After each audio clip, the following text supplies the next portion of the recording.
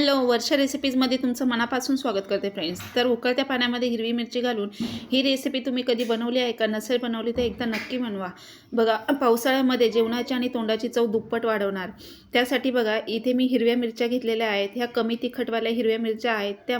तर बघा फ्रेंड्स, इथे एका भांड्यामध्ये एक तांब्या पाणी उकळायला ठेवलेलं आहे. पाण्याला उकळी आल्यानंतर ह्या हिरव्या मिरच्या त्यामध्ये घालून घ्यायच्या आहेत.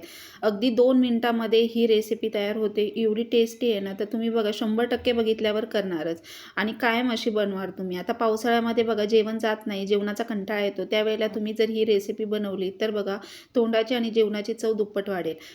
फक्त मिरच्या घेताना कमी तिखटवाल्या घ्यायच्या आहेत. आता त्यानंतर बघा खलबत्त्यामध्ये लसूण सोलून घ्यायचा आहे.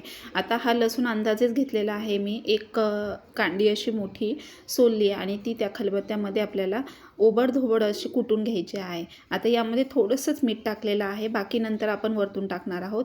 तर इथे मी थोडं मीठ टाकलं आणि हा लसूण ओबडधोबड असा टेचून घ्यायचा आहे. त्यानंतर मिरच्या अधूनमधून अशा बघा हलवायच्यात एका चमच्याने किंवा आता इथे चिमट्याने मी वरखाली करते. आणि तुम्ही बघताय की मिरच्या आता वाफलेल्या आहेत, तर त्या अशा पाणीने थोडून एका प्लेटमध्ये काढून घ्यायच्या आहेत. वाफवल्यानंतर अगदी 2 मिनटात त्या वाफवल्या जातात. बघा जास्त पण अशा शिजवून घ्यायच्या नाही आहेत, फक्त वाफवायच्या आहेत त्या.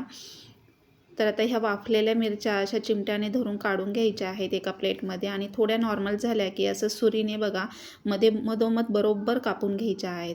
आता ह्या कशासाठी कापायच्या तर ते पुढे तुम्हाला व्हिडिओमध्ये कळेलच, पण आता ह्या मी पूर्ण प्रत्येक मिरची अशी मधोमध कट करून घेते. बघा कैचीने व्यवस्थित येते, मधोमध अशी कट करून घ्यायची आणि त्यासाठीच अशा लांब लांब हिरव्या मिरच्या आणायच्या आहेत. आता ह्या मी सगळ्या कट करून घेतल्या. त्यानंतर एक फ्राय पॅन तापायला ठेवायचं.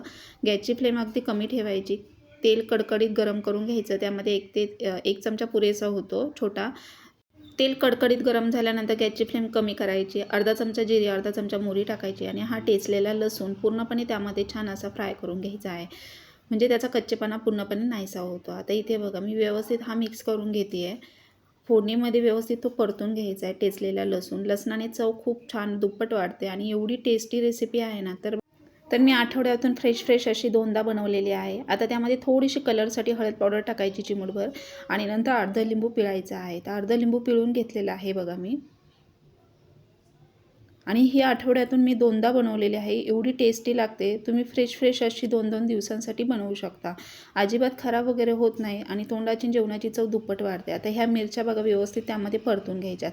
आता आपण ज्या मिरच्यांना मधोमध कट मारला होता, त्या कट मारलेल्या मिरच्या ह्या अशा व्यवस्थित आपण फोडणीमध्ये परतून घेतल्यानंतर जी लसणाची टेस्ट आहे ना, ती आतपर्यंत त्याला लागते. त्यामुळे मध्ये हिरव्या मिरच्या ह्या कट करून घ्यायच्या आहेत.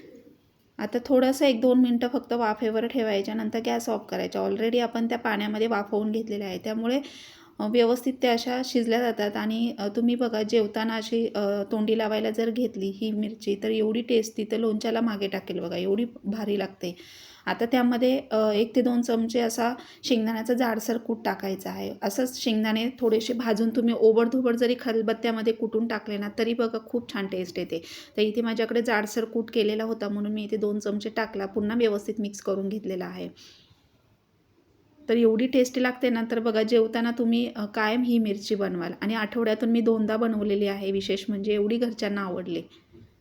तुम्ही टिफिनला घेऊन जाऊ शकता किंवा प्रवासात जरी नेली तरी बघा 1 सोडून 2 चपात्या खातील, एवढी छान टेस्ट लागते. नक्की ट्राय करून बघा. आता ही 2 मिनटामध्ये लगेच होऊन जाते. गॅस ऑफ केलेला आहे. आता अधूनमधून असे 1 ते 2 वेळा हलवायची. एवढी छान चटपटीत ही हिरवी मिरची तयार होते बघा. तर आपण जो खरडा करतो, तो खरडा खाल्ल्यानंतर तरी पोटाला बाधतो किंवा पोट बिघडू शकतं, पण ह्या मिरच्यांनी अजिबात पोट बिघडत नाही. तर लहान मुलंसुद्धा आवडीने खातील, एवढी छान लागते. आता यामध्ये चवीनुसार थोडंसंच मीठ टाकलं. आपण अगोदर लसणामध्ये टाकलं होतं टेचताना. आता यामध्ये थोडंसंच बेताने मीठ टाकायचं. पुन्हा व्यवस्थित मिक्स करून घ्यायचं आहे बघा. आणि अशा हवाबंद डब्यामध्ये भरून ठेवली तर तुम्ही जेवताना अशी घेऊ शकता. आणि बघा एवढी टेस्टी लागते. घरच्यांना नक्कीच आवडेल. एकदा ट्राय करून बघा. व्हिडिओ आवडला असेल तर लाईक करा, सबस्क्राईब करा आणि बाजूचं बेल आयकॉन ऑलवर सेट करा. आणि असं काचेच्या भांड्यात किंवा स्टीलच्या डब्यात काढून ठेवायचं, पाहिजे तेव्हा घ्यायचं. तर हा व्हिडिओ तुम्ही कुठल्या गावातून कुठल्या शहरातून बघता हे कमेंट बॉक्समध्ये नक्की सांगा, म्हणजे मला पण समजेल की माझा व्हिडिओ कुठपर्यंत पोहोचला आहे. तर भेटूया नेक्स्ट व्हिडिओमध्ये. तोपर्यंत मस्त खा, मस्त राहा. Bye bye. थँक्यू. आणि व्हिडिओ आवडला असेल तर जास्तीत जास्त मित्रमैत्रिणींमध्ये शेअर करायला विसरू नका.